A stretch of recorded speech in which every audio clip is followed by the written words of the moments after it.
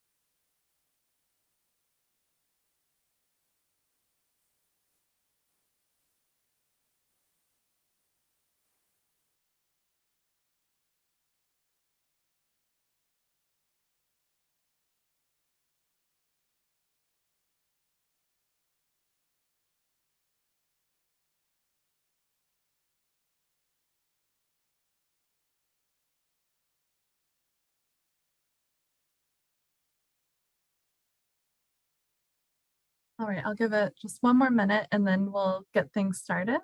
Just as a reminder, this is projecting future global water stress, supply, and demand with CMIP6. So just checking that you're in the right session.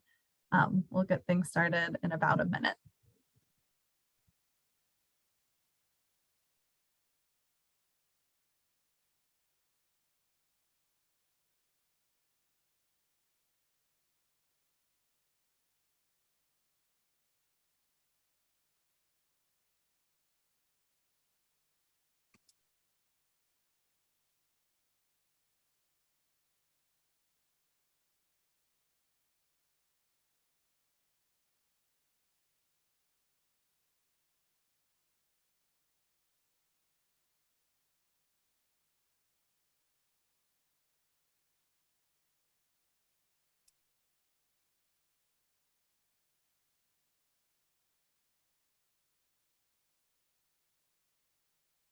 Okay, I think we can get started. Thank you everyone so much for joining our session today on projecting global water stress, supply, and demand with CMIP6. In today's session, we're going to introduce you to a new data set that WRI is developing in partnership with Microsoft and Moody's. It's one that will help us understand what water resources could look like in the future under different scenarios. But your first question may be, why do we need future projections? Just looking at recent headlines, we see mentions of water resources all over the place. We see droughts, water reductions, floods, right? It's clear that there's a lot to worry about today. But if we look closer, we can see a common thread in these stories, and that's the story of climate change. Headlines are peppered with phrases like unprecedented, in a first, and once in a lifetime. Climate change means our future will no longer resemble our past, and therefore it's not enough to just plan for the challenges of today. We must understand what these challenges will look like in the future and start preparing for them now. And that's where this new Aqueduct Future Projections project comes in.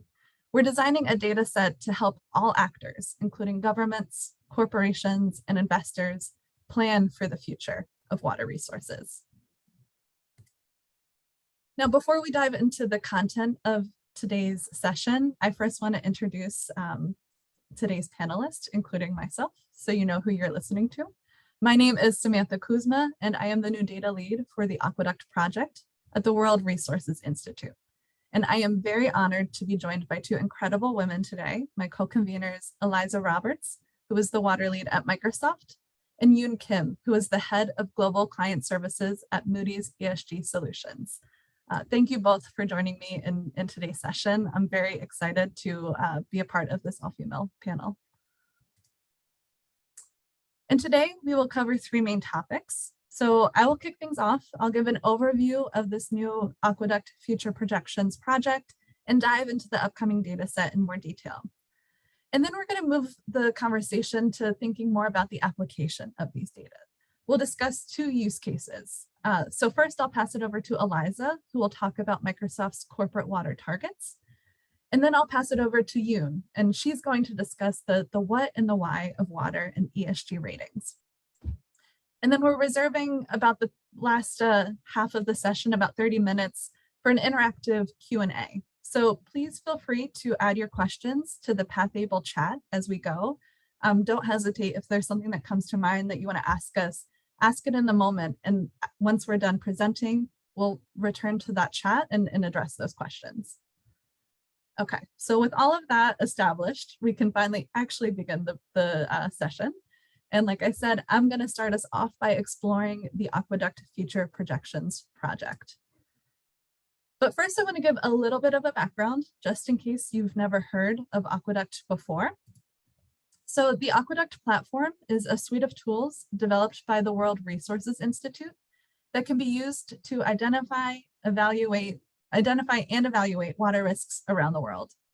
Our tools map water risks such as floods, droughts, and stress using open source peer-reviewed data. And over the past decade, the Aqueduct tools have reached hundreds of thousands of users across the globe, and it's informed decision makers across sectors. And our flagship tool is our Water Risk Atlas. And I have a screenshot of that tool here.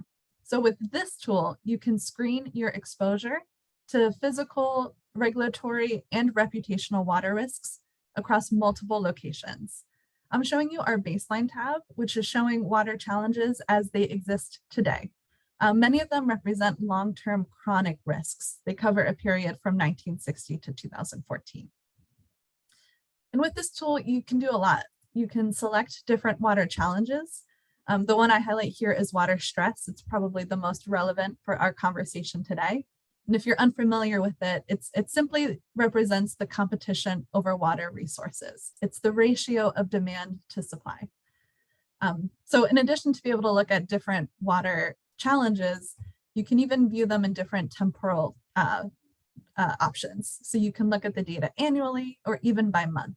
So for example, you might be interested to look at the difference in baseline water stress in Spain between January and August. And you can see the impact that irrigation and drier summers have on an indicator like water stress.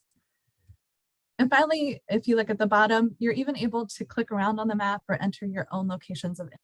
So you can, for example, compare locations within your portfolio against these different water challenges. So the first prototype of the Water Risk Atlas was launched in 2011. And since then, it's gone through a few transformations. And I'm going to highlight two of them that are relevant for our conversation today. So the first of those was in 2015, when we added our first round of future projections. And the second one was in 2019. And this is when we updated our baseline tab that I had just showed you. So what we did here is we really had a big overhaul, and we changed the underlying hydrologic model from NASA's GLDAS model to PCR GLOB, which is an open source global hydrologic model out of the University of Utrecht. And you might be saying, wait, so the tool already includes future projections, right? Then what are we talking about today? But I want to highlight a big limitation to our current projections. And that was caused when we had this update in 2019 of our baseline. So when we updated the underlying hydrologic model, we not only changed the underlying approach of how we estimate water stress, supply and demand, we also switched the catchment delineations that we used. And in essence, what this means for you is that our baseline is not relative to our future projections. So the two cannot be easily compared, which is definitely not ideal for our users. In addition, the older projections use CMIP6, which is at this point an outdated set of climate forcings, and they stop at 2040. So they don't look very far into the future, especially given that we're already at 2022. So clearly there's a lot that we want to upgrade and change with these projections. And that brings me to this new project that we're working on. So the new Aqueduct Future Projections, this project has two main objectives. The first is that we want to update the projections by using the latest and greatest scientific advancements in climate and hydrology, right? We want to update the hydrologic model, we want to use the latest climate forcings out of the IPCC report, which is CMIP6. You can see from the list that I just showed that there is a lot that we need to fix on our tool. In addition, we also wanted to change how we did things internally at WRI. We wanted to build this model and this system in an all-in-one cloud environment so that we could perform more frequent updates and even perform rapid scenario analyses. By having everything in the same location, you're able to run really quick model runs to test different scenarios beyond the scope of our original project. So I'll go over both of these in a little bit more detail, and I want to start with the updates. So I've already mentioned, right, that we have updated our global hydrologic model for the baseline, and we want to make sure that our new projections use that same model so that the two can be aligned. And there's a lot of benefits to this. You know, it's open source, meaning we can run it on our own. It also allows us to have more frequent updates. But there's a lot of additional benefits. One of the big ones is the spatial resolution. The new model is a lot more granular than our old model. When you look at the pixel size, the pixel is about 144 times smaller. And that means we can get a much better idea of what's happening within each watershed. The median size of our watershed is the size of Delaware. It's one of the smallest states in the United States. And so you really want to be able to see that granularity within. Another big improvement is on supply. So, on the temporal resolution, which really impacts how we can model supply. So in the past, we were modeling supply on a monthly time step, and now we're able to do it daily. And what that means is we're able to capture more dynamic nature of supply and demand. For example, if you're looking at the water needs for an agricultural field and it rains on that field, you'll need less irrigation water that day. And so you're leaving more water in the stream that could flow downstream to the next catchment. And so we're able to capture that dynamic nature of hydrology now in a way that we weren't before. In addition, the inputs that we put in the model are also higher resolution. So in the past, our demand only, it was fairly static, right? It only represented 1 year. Now we have a monthly representation of that data. And that's how we're able to get indicators like, you know, baseline water stress in January versus August. And then finally, the time horizon has been extended from 2040 now all the way out to 2100. And I think that will provide a lot of benefits for our users. Along with this model update, we also have changed the catchments that we use. This is to be in line with the new model. And there's a lot of benefits to using the hydrobasin system. It's more commonly used within the water community. And so that means that it's easier to align our tool with other tools that are out there. The sizes of the basins are a little bit more consistent. But I think the biggest benefit is that it will match our baseline catchments. And that way our users can now very easily try and understand what the current conditions are and their catchments of interest, and then connect that to the future data, something that's just not possible right now. And then the last update that I'll go over are the climate forcings that we're putting into the system. So I've mentioned that we'll be using CMIP6. These are the latest climate forcings coming out of the IPCC report. And we've selected 3 scenarios that represent optimistic, business as usual, and pessimistic futures based on different policy decisions that we make today. So this will give our user a range of scenarios of understanding. We don't all have control over, the policy decisions that happen, but we need to be ready for best case and worst case. And then within each of those scenarios, we've also run the model using 5 different global climate models. And that is really important. That's going to be able to give us a sense of certainty or uncertainty within each scenario. If all 5 of those models kind of align on the future for that scenario, we can have a lot of confidence in the data that it's telling us.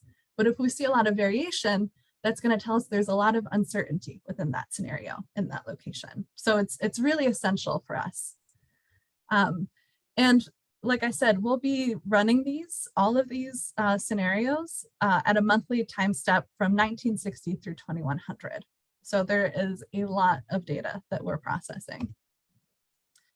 And just to give a quick comparison of what we were using with CMIP5 and what we will be using with CMIP6, they're fairly aligned. One of the big improvements is that our business as usual, middle of the road, is now a much better representation of that. There was a lot of people thought that the old definition of business as usual from CMIP5 was misleading. And so they've made improvements, and now we've included that in this new model. Some other improvements are that the pathways start in 2014 rather than 2007. So they're going to be a lot more relevant. And they've also merged the socioeconomic pathways with the shared policy assumptions. So the RCPs and the SSPs are now integrated into one. Okay, so I've covered the updates to the future projections, but I also want to touch on this second objective, the idea of creating this in an all-in-one cloud environment so that we can run rapid scenario analyses. And there's a lot of benefits to doing this. Because Microsoft is our partner in this project, we were able to utilize the Microsoft Azure cloud environment, and we've built our entire process within that. We've used 3 main infrastructure within the Azure platform. We use virtual machines, data lake for storage, and Databricks for our coding. And it's really made collaboration much easier internally within our cohort. And if there's any data analysts on the call, I would be happy to talk a little bit more about this and how this has kind of shifted the way that we work together. But the big benefit, and something that will, I think, really help our partners, is this ability to run rapid scenario analyses. So, we've run all of the data globally for the 3 scenarios that I've pointed out.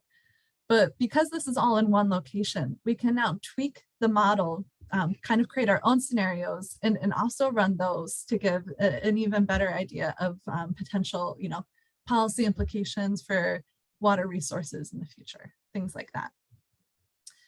And I'll just kind of walk through the 3 main steps that are required to run a scenario. The first is actually running the model. So for the project that we're working on now, that means running the PCR glob model with the CMIP6 climate forcing data as inputs. And we do that just by booting up a virtual machine in Azure. Because PCR glob is open source, we're able to clone its GitHub model and run it within that virtual machine. The caveat is that running this globally for one scenario takes a month. So it's not a light project to undertake. But if you select, just one catchment within that, you would be able to run that more quickly. And then all of the information gets stored in the data lake. And just as a reminder of all of the different models that we run, we're running, for each scenario, we're running these 5 different global climate models. So the initial run really is hefty. But once the model is finished running, then we have our outputs from the model. Those exist as gridded data in the netcdf format, which is basically a geotiff with a time series.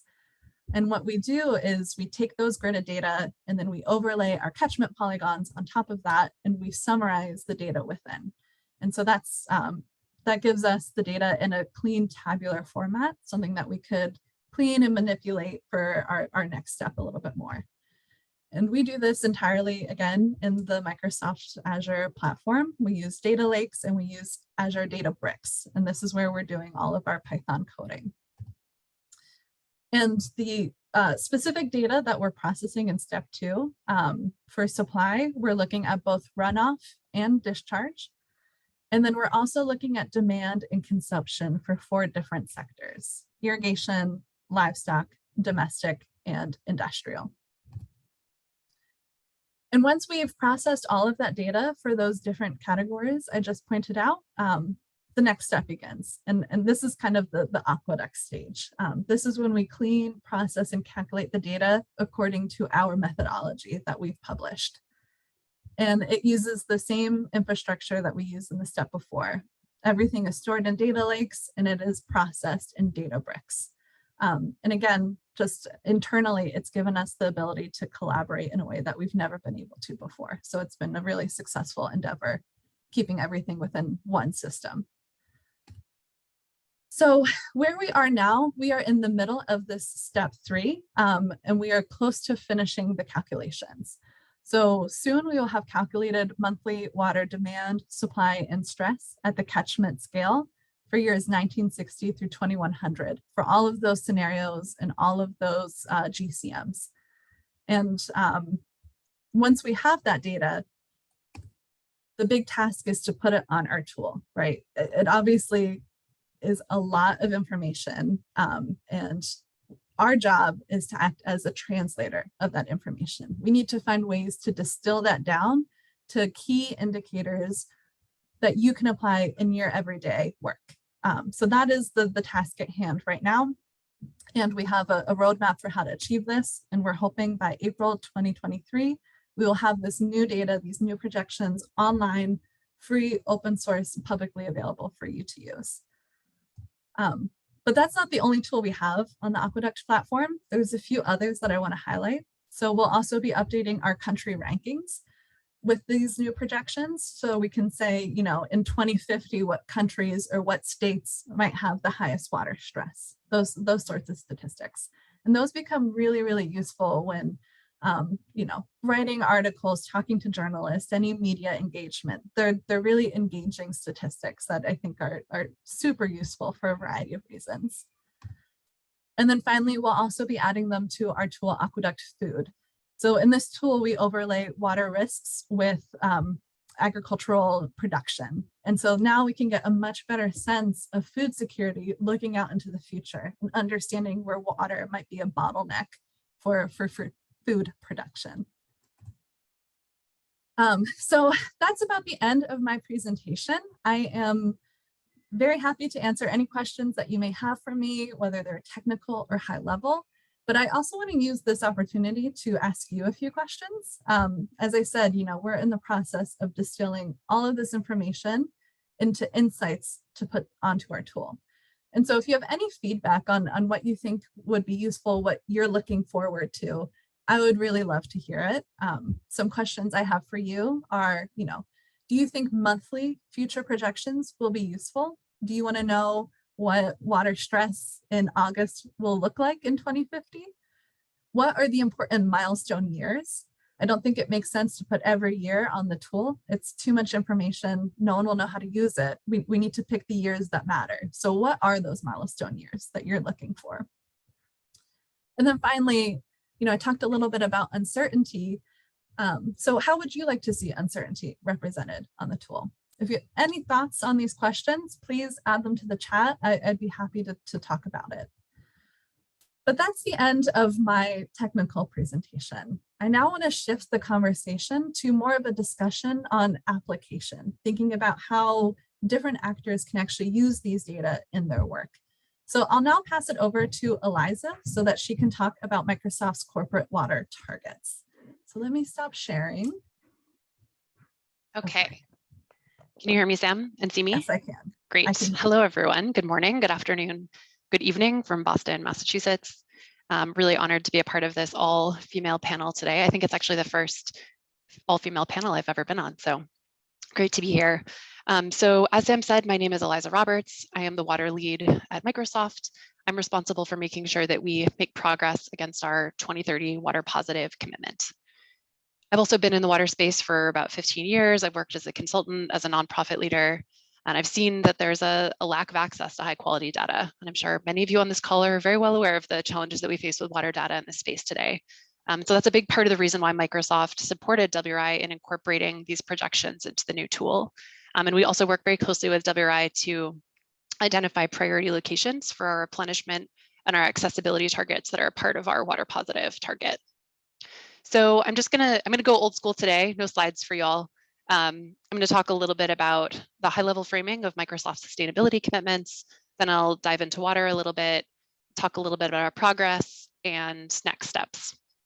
So in 2020, we announced a bold commitment to become carbon negative, water positive, and a zero waste company that protects more land than we use by 2030. We're also building a planetary computer to better monitor, model, and manage the world's ecosystems and protect more land than we use. We're working to tackle these commitments and targets internally, but we're also working to set best practices and new standards for businesses across the globe. So now a bit more on water specifically. I'm not going to talk about water challenges we're facing today. Sam did a great overview of that, and I'm sure many of you on this call are very familiar with it and have been hearing this over and over in other calls. I will just note that in the past 15 years, I've never seen drought, water scarcity, water security mentioned so much in the news. And I think it's just a reminder that we really need to do so much more to tackle these challenges across the globe. So that's a big part of the reason why in 2020, Microsoft set this commitment to be water positive. So I just want to talk a little bit about what water positive means to Microsoft. So the key components of water positive for us are to, one, reduce our water use intensity, or the water we use per megawatt of energy used for our operations. The second piece is to replenish water in water-stressed regions where we work. And again, the focus here is on replenishing water in the places where there's extreme high stress and where there's a high dependence on water across our operations, not just anywhere where we operate. And the other piece is accessibility. So working with NGOs to ensure that 1.5 million people have access to clean water and sanitation services.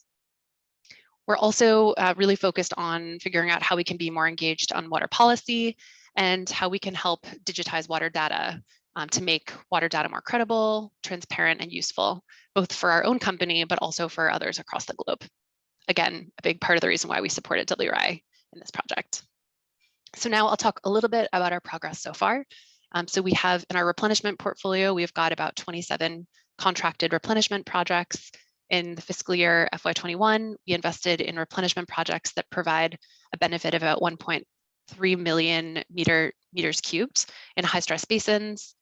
We now have, when you add that up with other projects that we've invested in, we have millions in both contracted and verified volumes, and we're on track to replenishing more than we consume by 2030. There'll be more data on that shared in our upcoming sustainability report. On the accessibility front, in FY21, we provided just under 100,000 people with access to clean water. Since that time, we've made great progress and provided hundreds of thousands more with access to clean water and sanitation through a partnership with water.org. And we're also really focused on reducing water use across our operations. That's through efficiency, recycling and reuse, innovation. So things like rainwater harvesting at our campuses and data centers. We've got a net zero campus in Silicon Valley, which is the first tech campus with net zero water certification, investing in air to water technologies, procuring reclaimed water where we can, and cooling data centers with air instead of water where that's feasible. On the data digitization side, we've supported 116 some projects through AI for Earth, and these projects create data-driven solutions supporting water resources, monitoring, and modeling that live on our planetary computer platform. And another piece that's really exciting is the Climate Innovation Fund, which was launched in 2020 to accelerate the global demand of carbon reduction and removal technologies, as well as other climate-related solutions to reduce water and waste, et cetera. So we've made a few investments in startups with a focus on water and looking forward to announcing a few more in the coming years. And we're also really engaged in the Water Resilience Coalition, both to help scale our own work, but also to help accelerate corporate action on water in the tech sector and beyond. So last but not least, I'll just talk a little bit about what is next. Of course, making sure that we're on track to meeting our 2030 water positive commitment is first and foremost our top priority. We're also working to help develop and define key documents in the water space so that there's more clarity on how we all measure volumetric water benefit for replenishment, for example. What counts as water positive, what goes towards reduction versus replenishment, et cetera. We, as many other companies are as well, are continuing to learn and grow. We face challenges with regard to replenishment and then realize, okay, we need to change X, Y, or Z. So we're doing our best to share that in our external reporting, in conversations with other stakeholders, and make sure that we're helping to strengthen our own role in this space and also that of others. And then also looking for continued opportunities to partner with other stakeholders, groups that are doing important work like WRI, the Water Resilience Coalition, governments, NGOs, et cetera. It's really clear water challenges aren't going to go away. There is so much more that all of us need to be doing. We need to be moving faster and further all the time. So I will stop there and pass it back to Sam. Great. Thank you so much, Eliza. Okay, so to continue this conversation about application, I now would like to pass the floor over to Yoon Kim to discuss water topics more from an investor side of things. So Yoon, please take it away.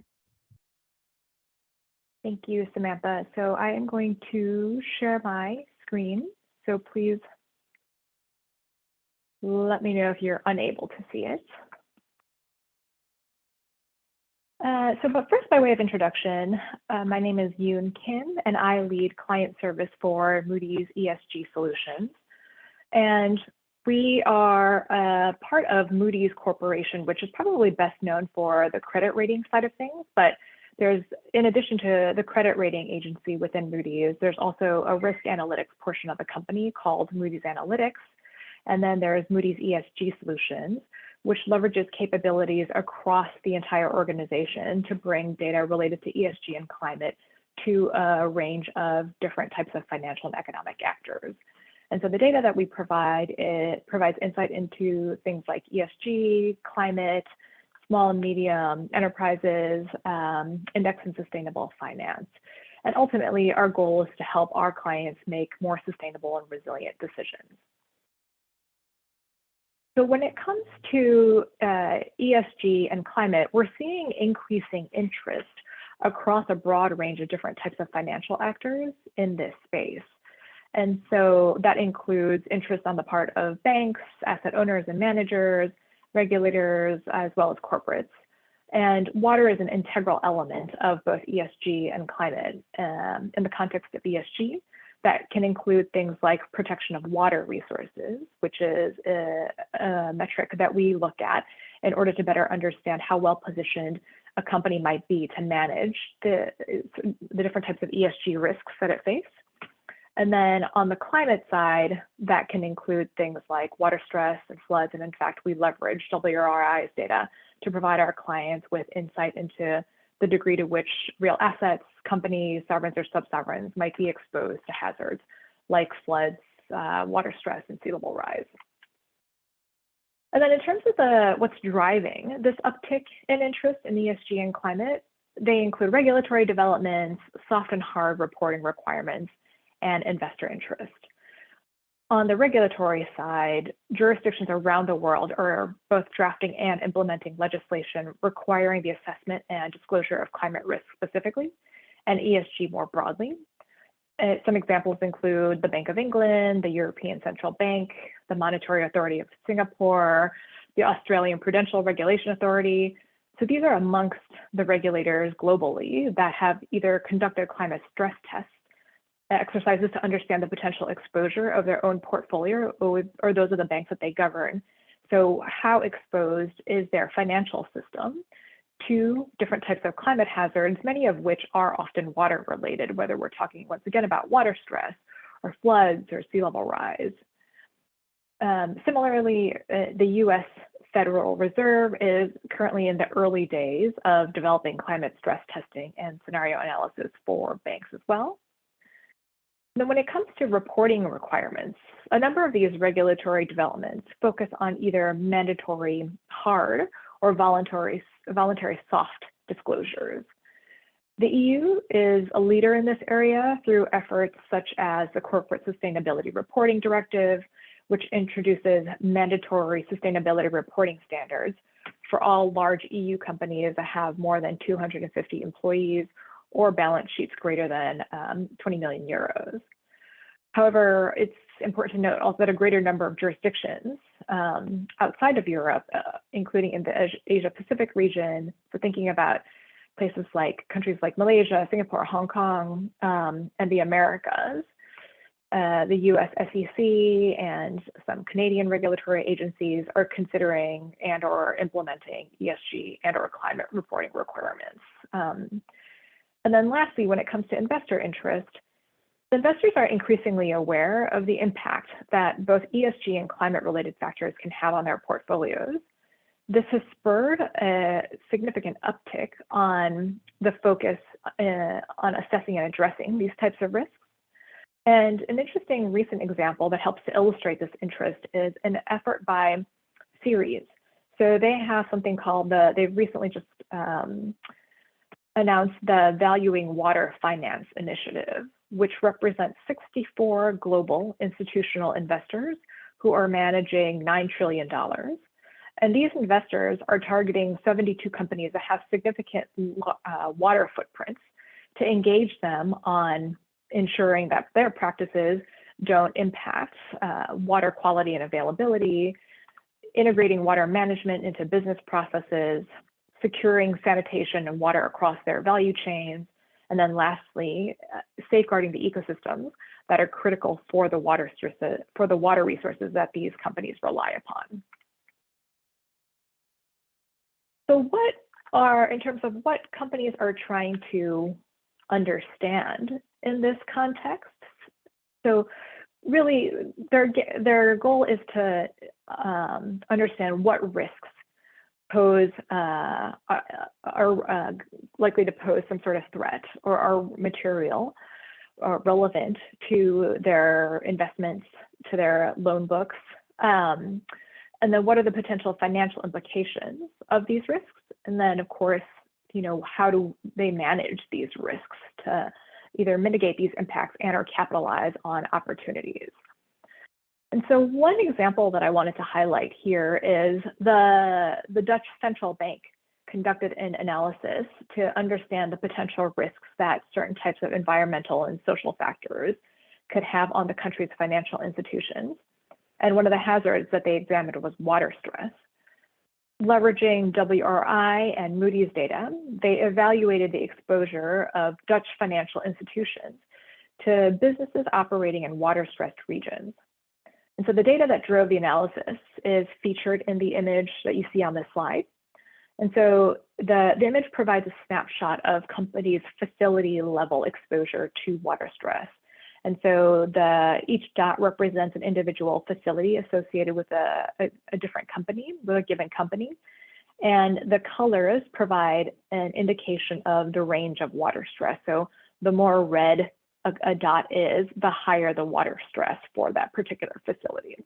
And so you can see where some of these hotspot clusters are. And so leveraging this type of data, they were able to identify which companies are most exposed.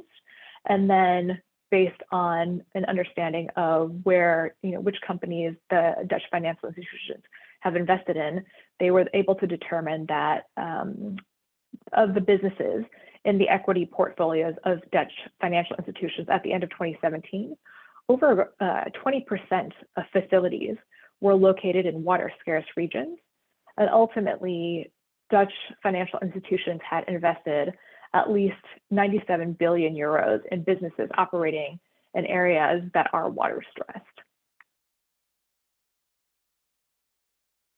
And then as far as, I just wanted to highlight, to wrap up here, a few important trends that we're seeing that are going to be very relevant as we think about how best we can highlight water resources and water issues more broadly as important. And so the first is double materiality. So there's currently a debate over what types of ESG related considerations should be considered relevant to financial actors. And this then helps to drive, for instance, what's going to be called for in disclosures, as an example. And at Moody's, we take a double materiality perspective. And so that means we're not only concerned with helping clients understand the extent to which ESG factors are likely to have direct or indirect impact on a business's strategic assets, their activities, and their financial performance, but we're also concerned with the positive or negative impacts that a business has on society and the environment through its operations, products, services, and value chain.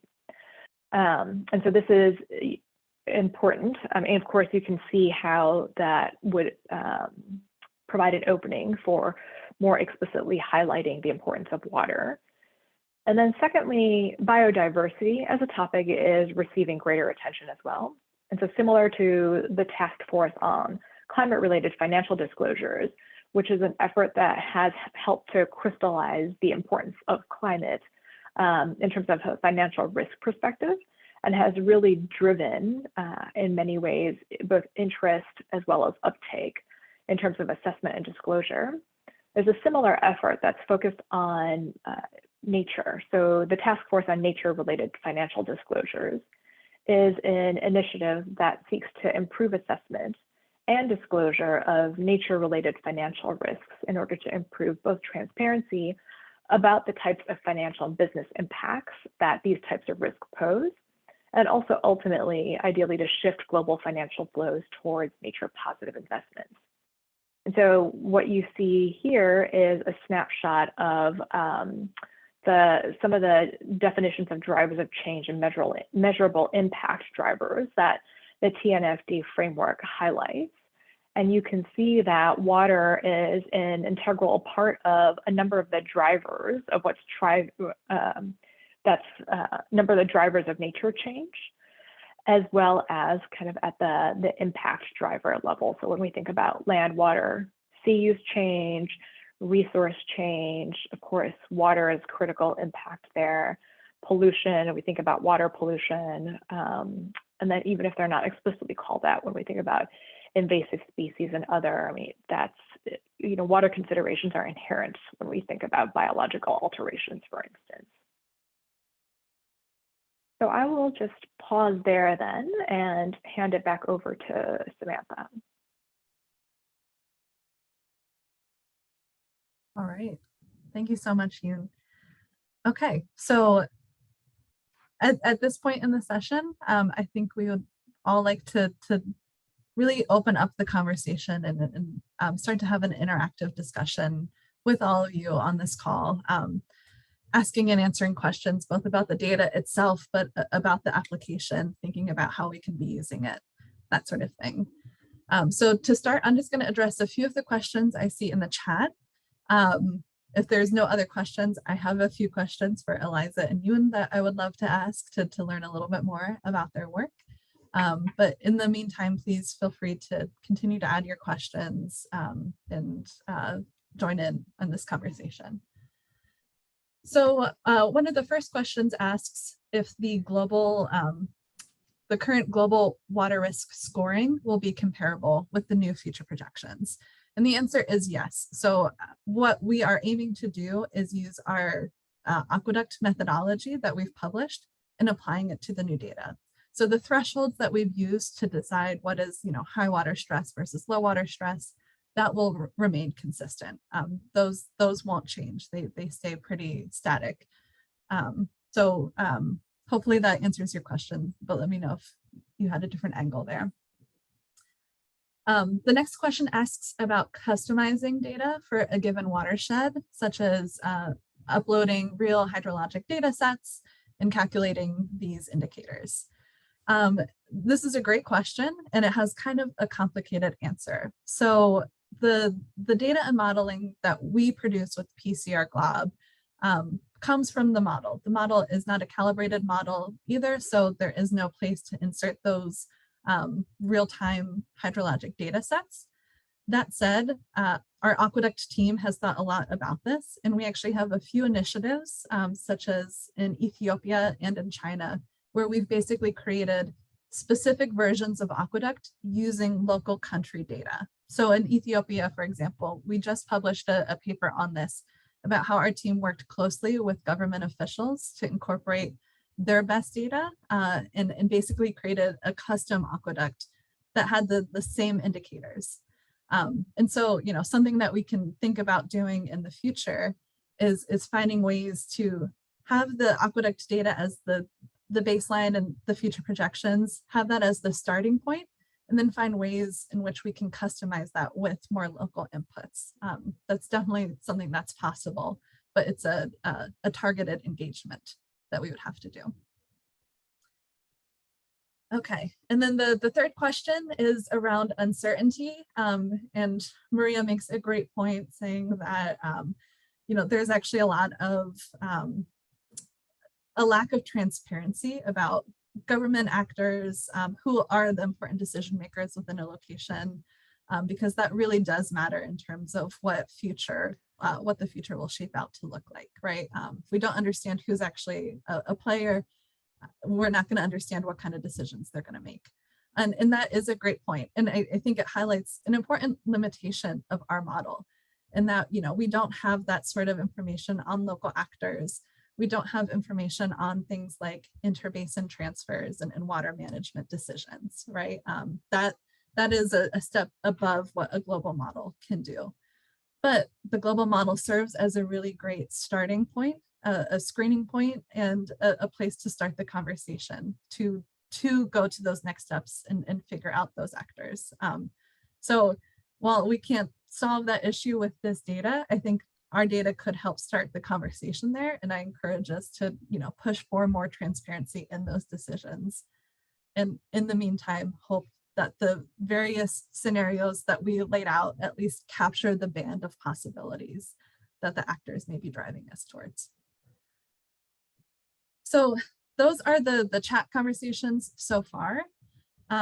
I would like to ask Eliza and Yoon a few questions. So starting with Eliza, you've talked a little bit about the engagements that you are doing on the ground, and I'm wondering if you could just speak a little bit more about, what are some of the biggest challenges you've encountered with actually seeing your water targets into actuality, and what have been some of the most rewarding part of that process? Yeah, it's a good question. So, and I think I alluded to some of this during my presentation, but I'll talk about replenishment a bit. And I think one of the main challenges with replenishment is that it is still very much the Wild West. Companies have been setting replenishment targets and implementing replenishment projects for over 10, 15 years. But there's still so much that needs to be figured out. The only guidance that exists right now was just developed in 2019. And it answers a lot of questions to help companies ensure that we're all, and any organization ensure that we're all quantifying the volumetric benefit from projects in exactly the same way. But there's so many things that it doesn't get to that we're all figuring out, like how do you quantify these benefits when those benefits change? How do you handle that in your internal accounting? So I think that's one of the really big challenges, but it's also can be really rewarding because we learn a ton from those challenges and then are able to share those with others who are just dipping their toes in the water. And I think the other piece that's really rewarding is being able to not just help Microsoft reduce water use and replenish within our own four walls, but to support customers, suppliers, and other stakeholders through other investments that we're making, like the Climate Innovation Fund, partnerships with organizations like WRI, et cetera. Awesome, thanks. Ian, I have a question for you. You did a great job of, I think, providing a lot of background, at least for me, on thinking about water and ESG in that intersection. And my question for you is, what do you think most people are missing when they're thinking about water and ESG? And that could either be from the investor side, that could be from Moody's standpoint. It could also be from the water community standpoint of maybe not understanding your process very much. So what do you feel like is missing in the conversations you're having around water and ESG? Well, I think that it's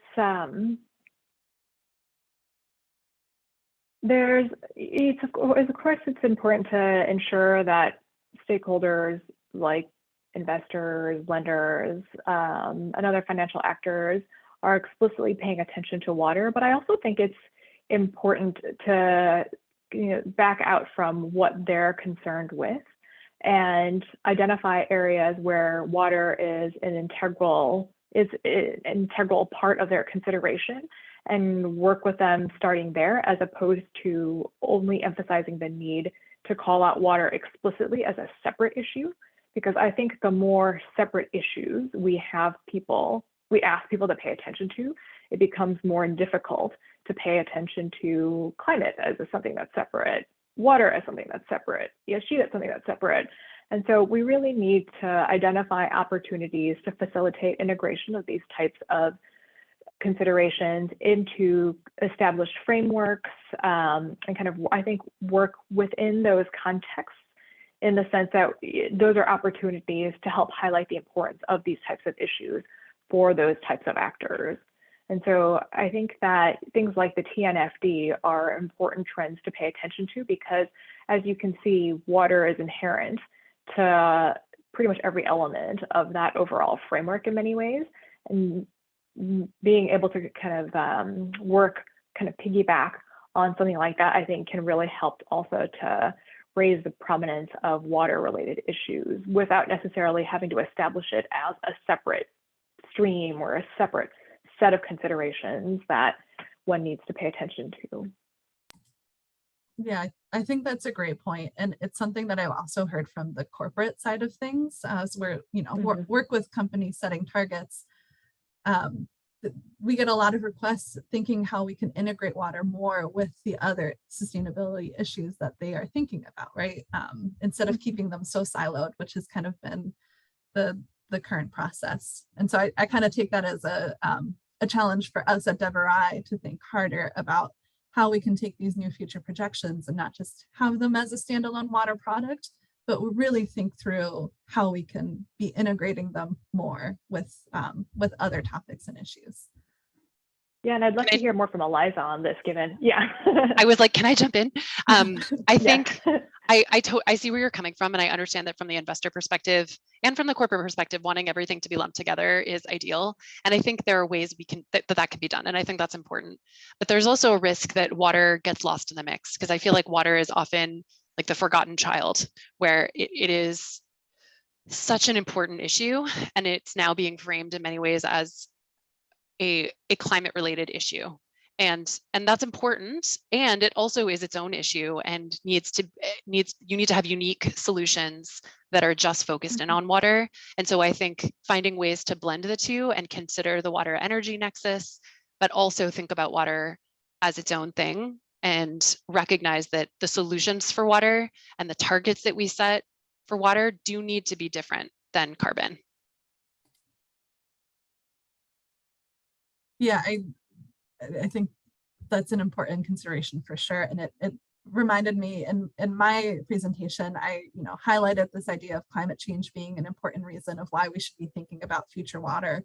But you're completely right. Climate change is not the only driver of future water stress, right? Human consumption, human demand for that water is just as much an issue. And we can't forget that piece of it by just talking about climate.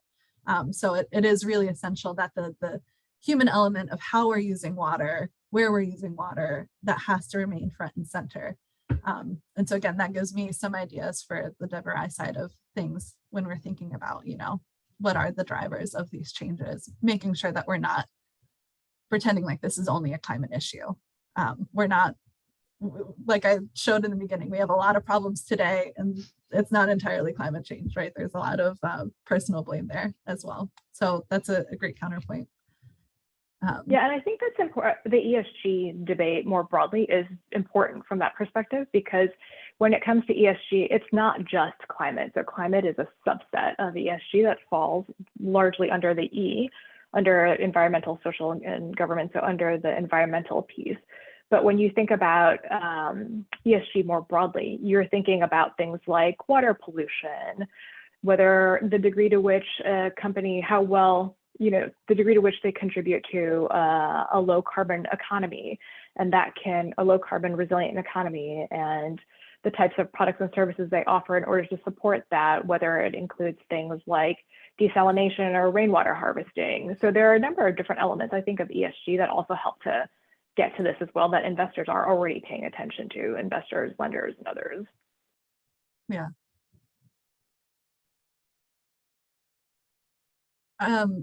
Opening it up to the crowd. Does anyone want to chime in on this conversation or ask a question?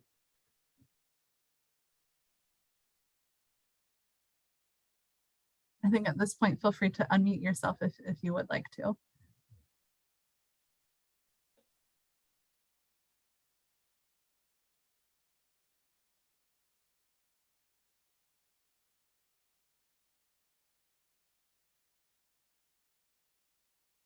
I have a question for Eliza, if I may, as Of course. taking also advantage of my role. I'd love to, so also, as you know, of course, I work for a data provider. And so I would love to hear a little bit more about, what your needs, what some of your unmet needs in this space are, basically, as it relates to water, general kind of water, but especially if in terms of how they relate to climate and ESG as well. Yeah, it's a great question. I think it's one that we're all grappling with. I think one of the big challenges is lack of real-time data. Not just, I mean, we can get real-time data through telemetry across our operations, but real-time data, what's going on at the watershed level, and being able to understand all flows in and out of a basin, how stable or not it is, whether there are key water quality challenges, algal blooms popping up, like just being able to get all of that information with a snap of your fingers, so that when we're implementing replenishment projects or grappling with figuring out where we should prioritize reductions across our operations, what we can be doing and how, and making sure that we're prioritizing the right types of solutions to the right locations. And we can still do all of that, but it would be even better if we had that real-time data. And I think it also then applies to replenishment. Right now, the way that you verify replenishment benefits is through third-party quantification, which is ultimately estimates. And that's really the best that we can do at this point in time. And I'm really looking forward to seeing that. And those are really strong estimates, and the organizations that are calculating those are doing an excellent job. And it's not the same as real-time data, knowing exactly how much is being recharged into the ground. That's changing based on rainfall every year. So some sort of tool that you can use to get that real-time data and see exactly what the true volumetric benefit is for every single project at any moment in time across the globe. Who wants to create it? Go. Small ask. Small ask, yeah, exactly. Very much so. What about you, Yoon? Yeah. What's the key piece of data you'd be looking for? On the water front, I think that we get similar questions related to kind of real time in the wake of a disaster. Can you give us, first, is this, how do you tie this to climate? And then what are the actual impacts, so that it can be quantified from a financial perspective, whether it's for corporate or for a lender or investor. And so similarly, some of that real-time data would be helpful. And then also, I would say that as we think about environmental justice and just transition related topics, the other topic that comes up regularly is environmental factors, including water, and how they overlap with kind of community related indicators that help us to better understand some of those environmental justice related factors, and how you can gain relevant insights in order to manage for them and or contribute in positive ways. Yeah, I agree with that last one in particular. Yeah. How interested are either of you in predictive data? So not just near real time, but trying to understand when there's going to be a shock in the system. Does that matter for the work that you do, or where do you kind of stand on that? Yeah, I can start. Absolutely, because there may be certain locations where we have these 40 some priority locations for replenishment, and those are we're trying to reduce water across all of our operations, but that ends up being where we're focusing our reductions as well. But knowing where there's going to be shocks to the system and being ready for that, and having easy ways to find that information quickly across the globe would be huge. And it's a big challenge, I think, for many across the space, and I would say also for investors, but I'll let Yoon speak to that part. Yeah, and in some ways that might also help to answer the last question that's come in about how to think about evaluating smaller to medium commercial entities. And so I think having forward-looking data for these types of factors is absolutely critical, because we know that with climate change, you can't solely rely on historical data in order to plan for the future. We know that history is no longer a reliable indicator of the future. And so our clients specifically look for forward-looking predictions that can help provide insight into how conditions might change. And it's important to highlight that a lot of regulators are explicitly calling for this type of data when it comes to climate stress test exercises. So banks are being required to account for this type of data in order to provide some insight into the degree of risk that they face across their portfolios, for instance, and to help inform managing of them. And so I think that it's absolutely critical to have that kind of information. And then on the small, medium commercial entity piece, we have, for instance, at Moody's, we know it's difficult to get data for this type of entity. And so for certain elements of ESG and climate, like carbon footprint, we have a predictive model that can estimate the carbon footprint of a small entity. Ideally, it would, we're thinking about how some of this type of modeling might be applicable to the physical risks that we cover as well. And so we'll keep you posted, but ideally, I think likely one would need to default to something like that because it is so difficult in order to gather information directly regarding small and medium entities. And so they often don't disclose, for instance. And so you would have to, I think, rely on some sort of predictive model. And Eliza, in that response you just gave, she mentioned a little bit about, how future-looking data will be useful for the investor side of things. And I'm wondering if you could speak a little bit about how a corporation like Microsoft thinks about not just predictive data, but, like Aqueduct future projection data, how that kind of comes into play, thinking about the different scenarios when you're thinking about your targets. Yeah, so if you're doing a risk assessment and not looking at those future projections, then that risk assessment is not as effective as it really should be. I would say it's not a complete risk assessment. And so we have used future projections and the risk assessment that we did with WRI, but really looking forward to update those with this new functionality. And we use that risk assessment to identify priority locations where we should be implementing replenishment projects. And so, looking at what's happening today and what's happening in the short and long term under various scenarios is a critical piece of that, along with the dependence of water across those locations, and then a number of other qualitative factors. But it will definitely be critical, and we're really excited to seeing that data go live so we can use it. Great, thanks. So we have another question in the chat from Derek.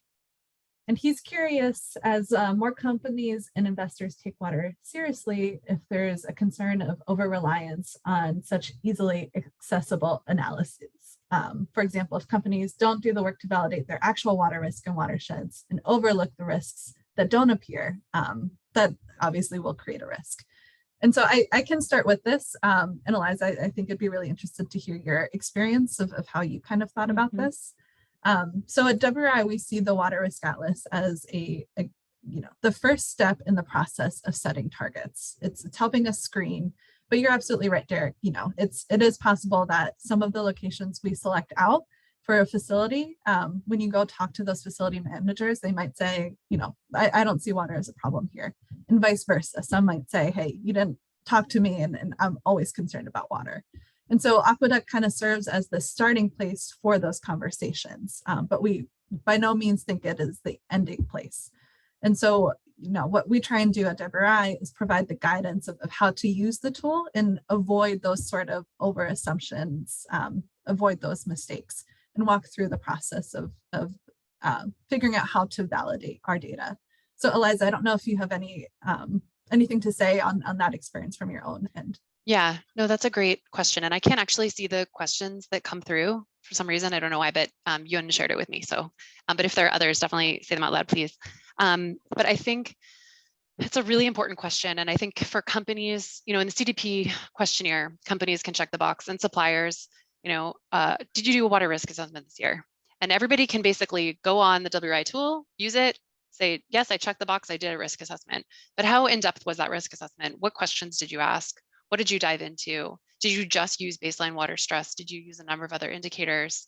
are you then really taking that information and thinking holistically about how it all fits together, what your dependence is, what the other challenges, regulatory, reputational that you're facing in those locations? So I think companies really do need to take it a lot further than that. And we definitely are at Microsoft. We're not just using the Aqueduct tool. And don't get me wrong, Aqueduct tool is wonderful. Love it and definitely continue to depend on it. But with the challenges with water data, there's no way for a tool like that to be completely perfect. So there will be locations where it may show up as low water stress, but we know that there's water challenges in that location. Particularly, one example might be there's high regulatory risks in that place. And so we know that there's a social license to operate. And so therefore we need to dive in deeper. And so one of the other pieces of risk assessment that we do is digging in deeper and looking at specific locations to not just use indicators that come out of that analysis, but then say, okay, look, what are the specific challenges in that specific location? And how can we develop solutions that will really help to mitigate that local unique challenge? So I hope that helps to answer that question, but happy to speak more on that. And I see. And then on the investor side.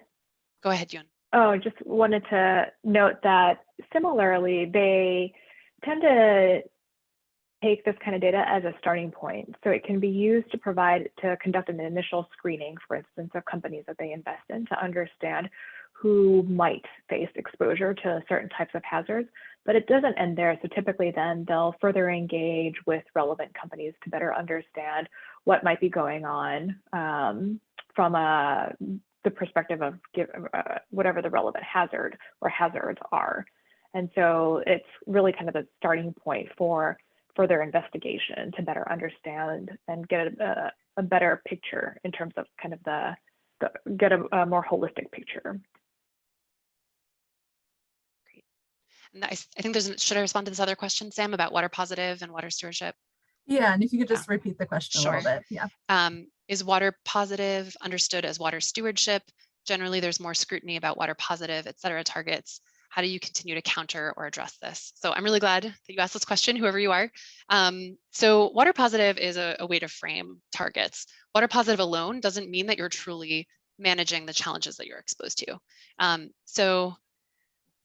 Well, first of all, let me just start by saying that we need more guidance on what water positive means across the space so that everybody has to use that term and say, okay, you will reduce water use, you will replenish, and you will do X, Y, Z. There is some guidance, but there is a working group working to build that out further and provide more guidance and clarity so that the term is not just used when a company is not really doing as much as they possibly can to mitigate water challenges. So I think another piece of it is for companies to be really transparent about exactly what they mean by water positive in the meantime until that guidance comes out. That's something that we're working on at Microsoft. So I wouldn't say it's generally water stewardship. I think to be water positive, you truly have to reduce water as much as you can across your operations or supply chain, depending on which pieces of your value chain have the highest risk. And then focus on replenishing where you can't reduce anymore. And there's been a lot in the news about carbon removal and shouldn't we just be focusing more on reductions? And I think that same conversation applies to replenishment. And what I would say in response to that is that reduction is critical. A company should not say they're water positive if they are not also focusing on reduction, but reduction alone, it shouldn't be the only piece. With water, you need a whole suite of solutions to tackle challenges.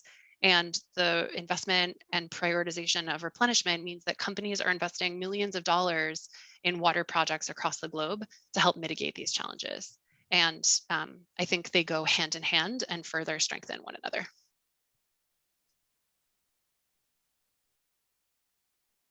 Thanks, Eliza.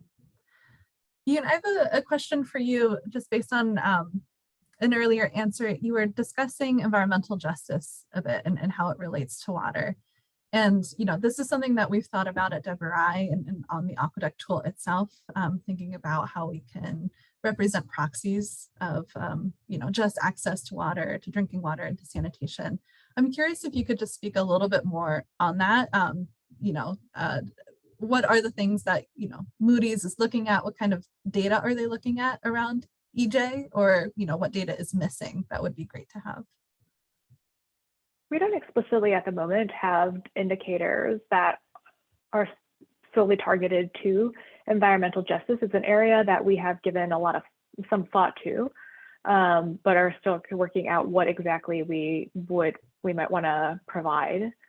But we do know that, of course, that it's an important set of issues, and that these types of factors can have significant impact, not only on the community, of course, but also for the businesses, for instance, that operate in those areas.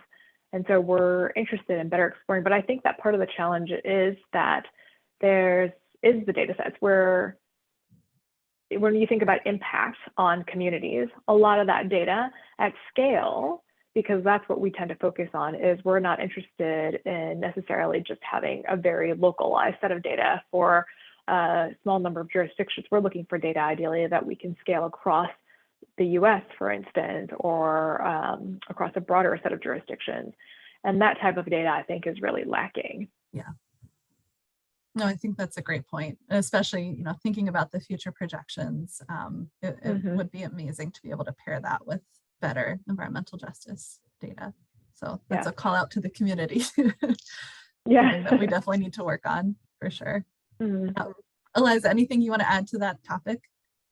I would just say that environmental justice, it can be tricky for topics like that to create indicators and only look at those indicators. And so I think that's still important, but I think a big part of environmental justice is also just integrating it into everything that you do. And that's something that we're working on across all of our commitments, is how can we integrate environmental justice into every single piece of it? And then, of course, within that, where should we be prioritizing action and support and investment? Great.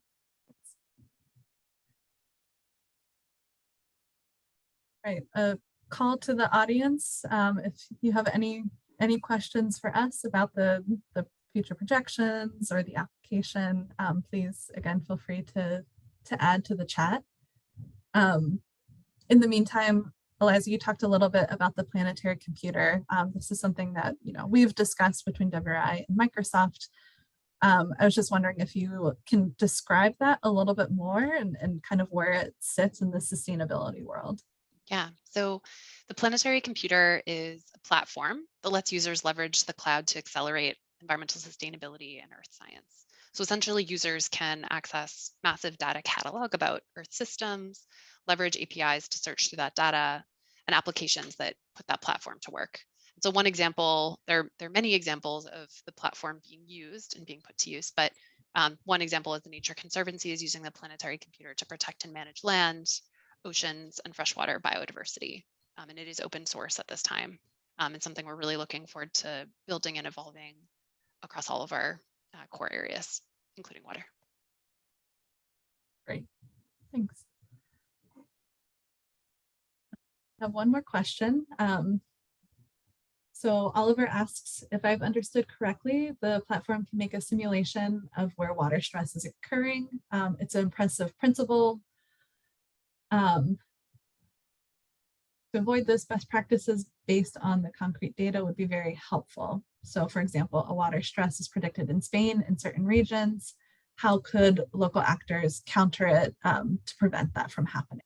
Is it possible to build up a second database that records global best practices in certain constellations, accumulating collective knowledge in order to link them later with the current one?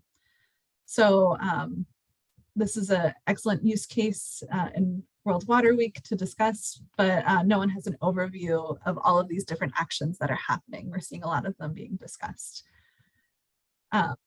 So Oliver, I think you're asking about how can we start aggregating all of the actions that we're seeing to address things like water stress? And I think that's a great point, right? We have all of these actors, all these companies setting targets, making moves to improve our water resources. And I do think that there are some collaborations in place that are starting to think about this. So, and Eliza, you probably are a part of some of these, like the Water Hub. So, if you want to talk a little bit about how you as Microsoft are trying to collaborate with others to share what you're doing and learn from them, I'd be interested to hear more. Yeah, sure. So Oliver, completely agree that we need more resources where one person can go and they can get access to all the key resources rather than being forced to dig for everything, especially if they're newer to the water conversation within a company or any organization. And so I would like to see a lot more of those in the future. The one that comes to mind right now is the Water Action Hub through the CEO Water Mandate. And they've made some updates to their tool so that companies and organizations will have an opportunity to benchmark themselves against peers using CDP data, but also layering on additional information that they share. And this is across their operations and their value chain. And then as they work through the results of that and compare themselves to other peers, in time, different solutions will pop up and say, okay, here's your score, here's how you compare, and here are a bunch of things that you can be doing, and here are a bunch of resources that you can access. Like anybody can post a white paper or a link to a data set or anything else that could be helpful. So that is one tool that is being built out. And I believe the launch will be soon. You can go to that site and find some resources, but the revamp will be ready in the coming months. Yeah. So maybe Sam and others. Go ahead, Sam. Yeah, I just was also going to mention science-based targets, the group that's trying to come together to establish a more consistent method for setting science-based targets around water. And I think as part of that, it's thinking about, what do you do once you set the targets to start addressing that. So Oliver, I think it's a great point. There's a lot happening in that space, but I think you're right that there's probably more we can do to be making sure that that information is easily accessible.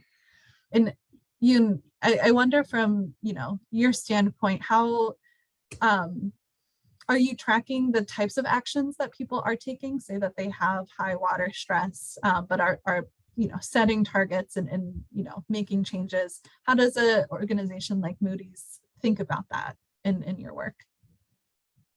Yeah, so we're a data provider. We don't track the actions that our clients take. And also it's important to underscore the fact that we also don't provide advice in terms of how they should manage risk.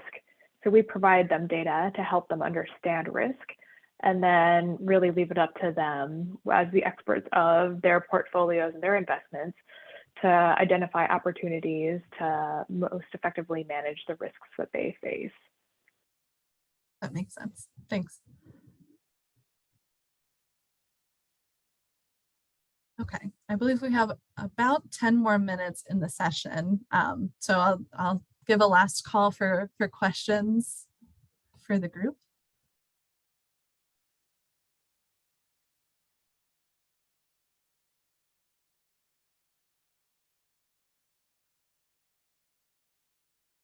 Sam, while we're waiting, what piece of data, if you could snap your fingers and wave a magic wand, what would it be?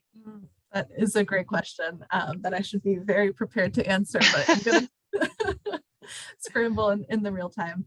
I think the one that I think about a lot involves water quality. It has been by far, from a data perspective, one of the more challenging types of water challenges to capture. But it is, when we're thinking about water quantity and not having enough water, you have to consider water quality with that, because that will severely change the amount of water we actually have. I think the two are highly linked and not often discussed. So anything around water quality, I think is important. We will actually be launching a new water quality indicator with our update in the spring to look a little bit more at nutrient pollution in freshwater systems. So that is coming. And then the other one is groundwater. I live in California, and groundwater is a huge part of our water resources here.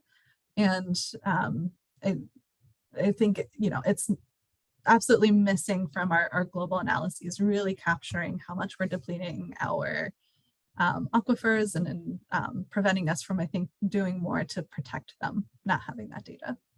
Yeah, completely agree. And Eliza, it sounded like for you, a lot of more near real-time data would be very useful for the type of work you do. Is there anything else that comes to mind? I think the groundwater one was like, that was embedded in my response, was like that if there could be visuals, like a dashboard that just shows that it's open source where everybody can see what's going on in basins across the globe. Yeah, that would be huge. Yeah, it would be a game changer. All right, and we have a question from Paul. How and when do you suggest including local stakeholder perspectives on current and future shared water challenges? I'm assuming that's a question for me. Yeah, I think so. I think stakeholder perspectives need to be incorporated throughout. So that needs to be in the beginning if you're, opening or moving, have new operations in a specific location, making sure that you understand what stakeholder needs and challenges and concerns are, monitoring and tracking that over time. So then investing in projects in that location, reducing water use, replenishing, continuing to check in with local community, make sure that any and all investments that you're making through replenishment are responding to those needs. And then through monitoring and evaluation, making sure that stakeholders are also part of the conversation. I think the main challenge, of course, is I think just as much as possible is the answer. It's really critical. Water is, there's no company that can operate without water, but as water challenges grow across the globe and people don't have access to water, it's really important that their perspectives are heard and remain a part of the conversation. And I don't think that's as relevant to you, but just letting you have the chance to respond if you have anything. No, I'm good on that one. Yeah. So we have another question asking if WRI is considering adding water prices per country or some sort of a screening factor as a layer on Aqueduct. That is a great question, and it's something that we've talked about internally a lot, this idea of pricing of water being a really important part of managing water. At this point in time, we have not identified a global data set at the quality that we would need to be able to add that. But I agree, I think that is a really important data point to keep in mind. And I think it is something that, would also help different actors as well make decisions. So great question, but unfortunately I don't have a conclusive yes. I would like to, but I don't. Okay. Well, if there's, no more questions, I will just do a quick recap of just a few points from our discussion that kind of stood out to me as at least personally, really interesting points to keep in mind as we move forward. The first two are related but separate, right? It's this idea that water can't just stand alone. We need to make sure that we are connecting it more holistically to other processes. That's going to be really important, especially from an investor side of things that, tend to come to a place like Moody's with risks in mind. And if we're able to connect water to the risks that they're thinking about, that's going to help raise the profile of water.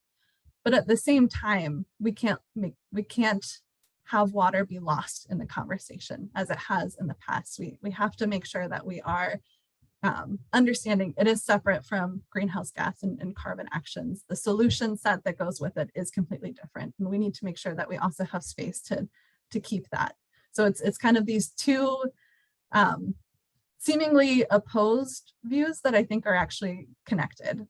It means that we need to do a better job of integrating water and keeping it as its own point and its own set of solutions. I also really liked, Eliza, you had said about target setting. If you're not considering future projections in your current targets, you're not setting strong targets. And you echoed this. You talked about how the future will not look like the past, right? That has changed for us, and we need to accept that, and we need to incorporate that into how we're thinking about these challenges as we move forward. And I think that gives a great place for the Aqueduct future projections to come in and really serve a variety of actors in that planning stage. So with those thoughts in mind about the importance of water and how we should be treating it and handling it with these different actors, I would like to thank Eliza and Yoon for joining me in this session, for having this active conversation with me about these topics. I learned a lot from both of you, and I was, really excited to have the chance to talk with you. I would also like to thank Microsoft, Moody's, and our Aqueduct Alliance members for all of their support in actually making these future projections possible. And I'd like to thank our data partners at the University of Utrecht and at Blue Risk Intel for their help in our data processing and calculations. So with that, I think that we can close the session. I will give everyone 5 minutes back in their busy World Water Week day. Thank you so much for joining us today in this conversation. And if you have any questions, please feel free to reach out to me. You should be able to find my contact information online. All right. Thank you so much, everyone. Have a great day. Bye all. Thank you.